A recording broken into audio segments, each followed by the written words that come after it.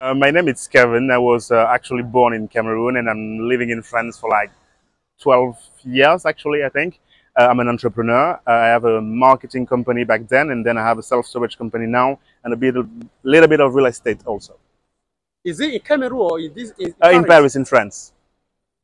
Going to real estate in Paris. Yeah. How did you come about that idea? Changing the narratives with Mr. B.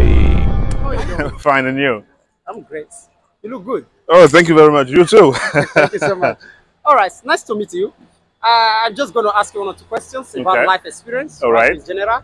So we are doing this just for educational purpose. Okay. To also educate people about our life experience. Okay. Sharing from our life experience to, okay, All right. just in general, right? Okay, no problem.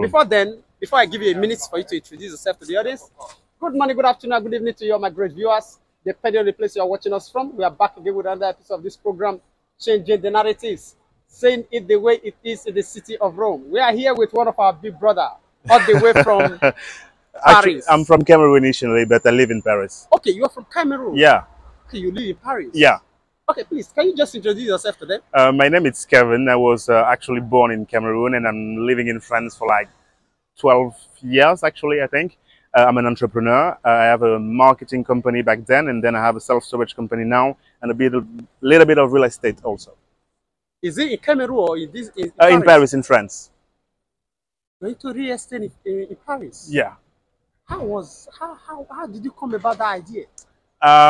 Actually, there's two different things. First of all, it was my mentor, which has self-storage company. Do you know what it is? It's like a big building with different rooms that you rent to people so they can store and organize their stuff. Okay. And I started my an internship in a business school in this company, and that guy that created it became my mentor, and I walked me through all the business things. Okay. And then today I have some in the north of France. Like this real estate you're talking about now, like what is the worth of it? Your own personal. Yeah, actually, I have some like houses and apartment that you rent. That is classic real estate. Okay. But also my job is to like build and construct like maybe. You cannot see, but it's a you imagine a warehouse, a big warehouse, and then you divide it in little rooms that from 1 meter square to 1200 or 20 meters square, whatever, big rooms and little rooms, and then you rent it to people so they can store their goods, their furnitures, their car maybe. That's for rentage. Yes, exactly. It's self-storage. It's something that is that was born in USA and then travel a bit to UK, and then now it's all over Europe, but it's kind of new in France actually. Just like a kind of bunker. Yeah, but for your goods, Yeah. all your cars and everything you need to store. Oh, that is a great idea. It's cool. It's really cool because it's you have the chance to meet people, and you meet them in different part of their life because they are marrying, they are having kids, they are moving, they are having new cars. So it's the good way of their life and the bad way of life, and you meet them in this very moment. So it's kind of funny and also cool to like discover people in this moment. Okay, knowing fully well that you were born in Cameroon. Yeah. Like how old were you when you left Cameroon? 12. 12. Yeah. Leaving Cameroon to France. Exactly. Okay, now are your parents in France? My dad is still in Cameroon, and by my mother, it's in France. Okay, Yes. you went to meet your mom. Exactly. Like how competitive is it with you and the French people? Knowing fully well that you're an African. Yeah. So how is the competition market? It's kind of funny, that question, because it's been a while since I even think about it. But it is competitive, and actually, I think people expect something from you. So you have two different kind of expectation. First one is like you are coming from Africa, so you are not supposed to know that well. You're not supposed to speak that well, and you are not supposed to be like educated that well. So most of the people are kind of surprised when you do stuff because they're like, okay, you know to do stuff, and sometimes you do even like better than them. I remember when I come from Cameroon, I was actually living in a little city in the west of France, which is called Laval. I'm coming from Yaoundé, which is the capital of Cameroon. So Yaoundé is approximately 3 million people in the city, and Laval is approximately 100,000, something like Okay. that. And the first classes were the French classes, and people was like expecting me to struggle actually in that. And we had our first exam, and I was like the first one. I have the greatest scores in French, so people was like looking at me like, what the fuck? Why? An African man. Yeah, exactly. But actually, we speak French in Cameroon, and we Yeah. do it like better actually.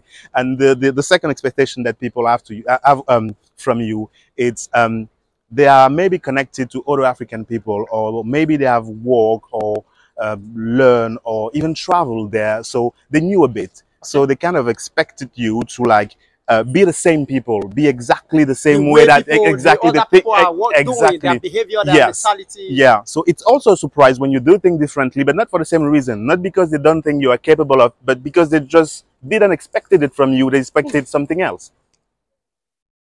That is, you know, your kind of perspective is so informative, so enlightening. You understand? Okay, now that's you. Like, how long have you been to this place now? Being on your own? You mean Rome? No, no, No, no. your friends. No, into this real estate. Oh, Like how many years? It's been 10 years since I'm in the building, and being by my home, by my own, it's like 4 to 5 years. 5 years. Yeah.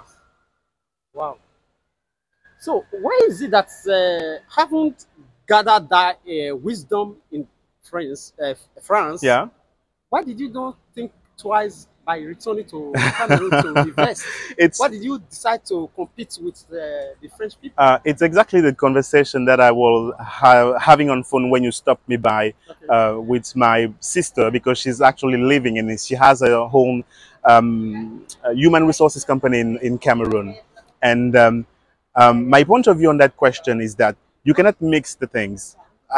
What I'm thinking about it is like European money or French money, the money that I'm making in France. It's supposed to be something that I will keep continue to invest in France, and the money that I will make in Africa or in Cameroon, much more specifically, will be the money that will allow me to develop things there and to continue to invest there. So I, of course, starting in the country where I'm living, so which means France. But actually, this very morning, I just bought some lands in Cameroon to started to invest in agriculture. Why am I doing it now? Because I have a business that is flourishing in France, and I will use this little bit of extra money that I have there to starting to invest in Cameroon. But at a certain point, I will completely like cut the link between the both of them. And for me, investing in Cameroon meaning go there, spending some time there, and having the resources, financial, human, and everything, producing there, and continue to invest there. So I will do it at some point. I actually started this very week to do it, but it's something that I really think about. Like, there's a real frontiers between the thank you very much. There's a real frontiers between the both of them, and it's something that will make sometimes. I am completely, totally aware of that, because actually it will be in agriculture. So a lot of people say, like, you know, business is a struggle, but agriculture is a sacerdoce. So it's like it's that much more time, it's much more harder. But so I'm using this extra money and extra time that I have now to do better and to start to have a very good perspective in Africa, but starting now. Great, that's very smart move. You know? Okay, now since you begin this very real estate in French, Yeah. or France, Yeah. so what are the challenges that you encounter being an African man? Yeah. I had a lot of chances because I was surrounded at people that know business well, and that are much more keen to valorize people that, you know, have the guts to do the stuff. So even if you are African, if you want to do something, and if you prove that you are capable of doing it, there's a lot of people that will say, okay, before being an African, is just a man and he's capable of doing stuff. And that's the people that I actually met in my life. So I didn't really have this very challenging stuff that you know, you are looking for a job and you see the difference that we make between you and another one. People around me have been through that, but because my very first job gave me the chance to encounter my mentor, which brings me to the business and stuff. It was much more in, you know, building a relationship with people when you don't have the same background culture. I think that was the most challenging things that I really had, because we don't make the connection the same way that we do in Cameroon or in Paris. Basically, it's not the same. Your relationship can be honest, of course, in both cities, but the way they are, it's not the same thing, you know. So being able to understand how it works and what it's important for people on those countries was actually the most, yes, the biggest challenge that I had. I think so. But please, sorry to ask you this Yeah. question. How old are you? 28. 28. Yeah. You're already doing this. Yeah. There's no Like, age you are to start. fortunate, or you are just like what will I say? You are lucky, or like, what will I say? Actually, I think I really like the way you call your interviews. You say changing the narrative. That's Yeah, right. yeah. And I think it's really the most important things right now. There's one thing I don't understand why it's not like teach in school. It's mental illness. The fact that where you were born, how you were raised, and how you surround yourself with people, or where you live, it's actually something that you can decide. And I mean, changes the narrative is just say, okay, that's the card I've been given. Okay, they just look like that. I can play this game, but I also can choose to play this other game. way. But I also can choose to ignore the rules if I don't really like them, or to change the rules if I want to change them. So it's really about it. It's really about not saying that, okay, if I'm 28, I'm too young to do like business things, or maybe it's the time for me to get married and to have some kids, and then I don't want to live the life that other people want me to live. You know, you remember about the expectation thing that people think, okay, you are black, you're African, you're coming from there, you're supposed to do that. This is one other thing that I've been like going through a process to not be in this, in this box. What So the expectation, falling into the expectation, Exactly. the set trap for the blacks or the Yeah. Africans. yes, but that also, it's things from your parents also. Your parents expect something from you. They just give birth to you and say, okay, just go to your life. But sometimes your mom calls and say, oh, have you done the thing that I asked you to do, or have you followed the pattern that your father told you were going to follow? But changing the narrative for me is also that it means that I'm not less of a man if I do not do what everyone around me expect me to do, and I don't love less my father if I'm not some guy in the medicine or an accountant, or because he thought it's the That guy is what I'm he going to be. wanted. Exactly. So this is really the most important story in my life. It's okay, what do I really want, and to question all those all those desires.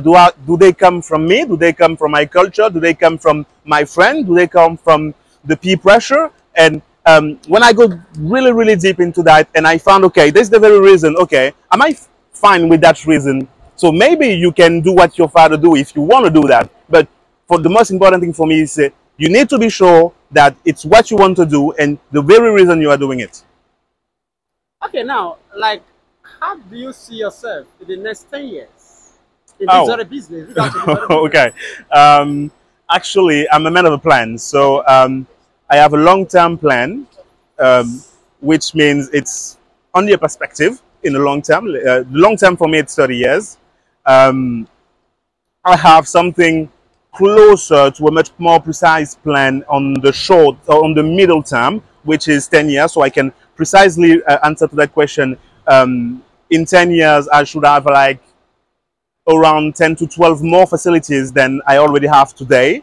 And also, I think the business in Africa should be working by its own, which means profitable, which means employing people, which means bringing solution locally, which means also becoming to invest in other, maybe lands or maybe businesses or maybe other things in Africa. So that's my middle-term plan, and my short-term plan is quite very, very precise, which means I'm just going to eat a bit and find some friends. But yeah, I kind of give me like a very big perspective. So okay, where I do want to go in the long term, something close to much more precise in the middle term, and much more liberty in the short term, because the best way is actually to enjoy. And I always say we are never sure of the destination.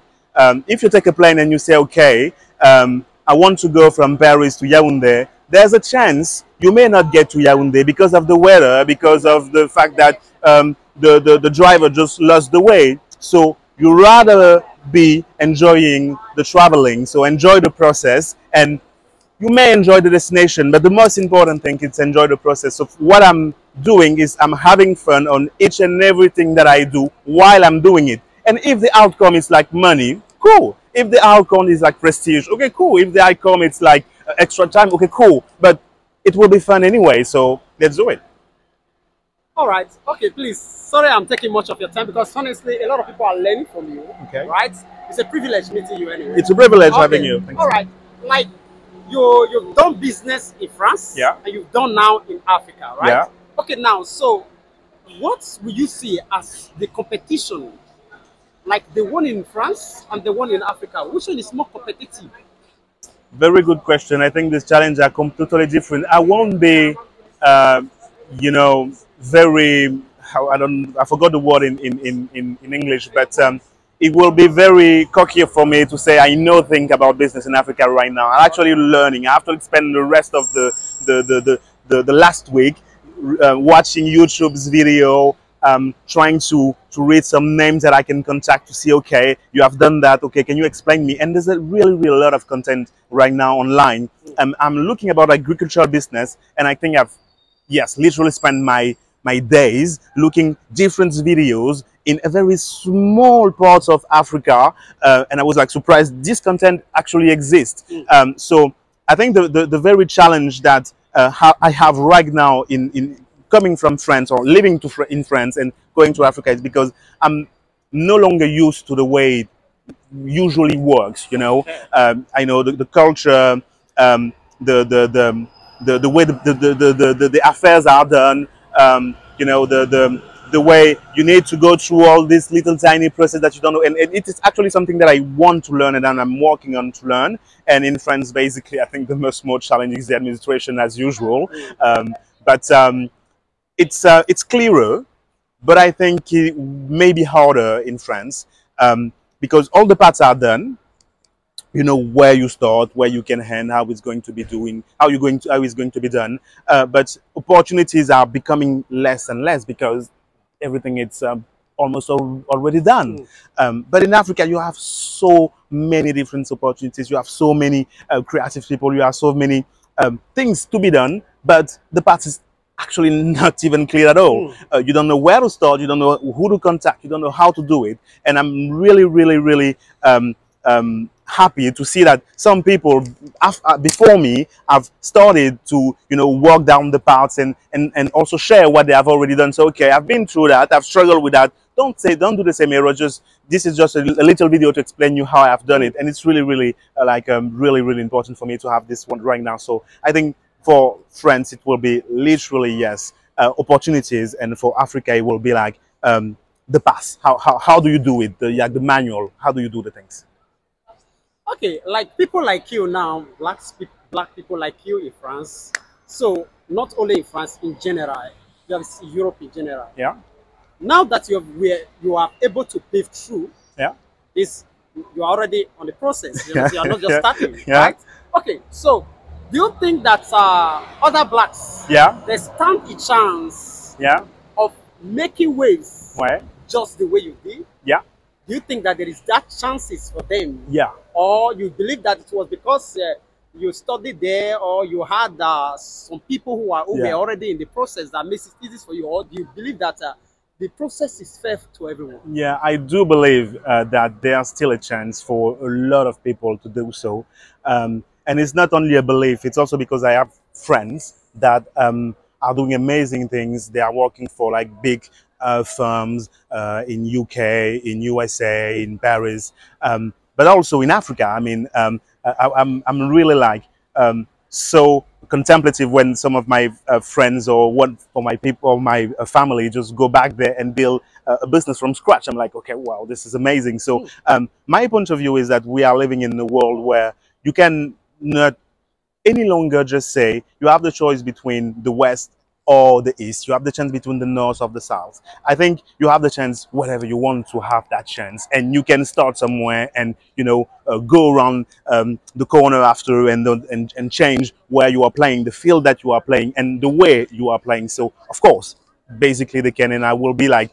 There's something that also I've learned from. I had a startup a couple of years ago, and what I've learned from that is something really simple but so important. If you reach to people, they will begin to answer you. Like for example, you just stopped me in the street, and I was actually doing something, but I say, okay, that guy looks nice. It really likes what he was trying to say to me, and okay, why not try? And if you are looking for something, just send a LinkedIn message to anyone, or WhatsApp message, or anything in the group, or anything in the forum, and I'm pretty sure you have 90% of a chance that someone will answer to you. So for those people that want to try, if it's to come to France, or to work in France, or to go back in Cameroon, or to go back in Nigeria, or whatever the country, just ask to someone else that have already done the same thing. I think it's the simplest and the safest way to be sure of, okay, this is really what I want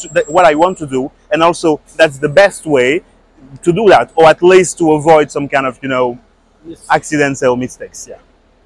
Thank you so much. Thank you. It's a wonderful time with you. Thank you very much. Honestly, I'm really short of words seeing a young man like you already doing so much exploits in another foreign land. You understand me? Because as we do say, we Africans, we believe that there are a lot of hurdles, especially when we are trying to break through so much big gaps. You understand me? Sure. But seeing people like you, I think he encourages us, and he also gives us some kind of brace to hold on, that there is light at the end of the tunnel. Thank you very much, because what I was saying about the parts is that there's guys like you that are doing the parts. Actually, this is the kind of content we are looking for, that we definitely need to do better, and to continue to say, okay, I'm maybe not the best one, but I can at least try and have the manual. So thank you very much, my friend. Honestly, one day I'm looking forward to visit you in France, so that I can get in details about this very real estate, and also showcase it not just by saying it verbally, to have a concrete evidence to show to people that we can do it.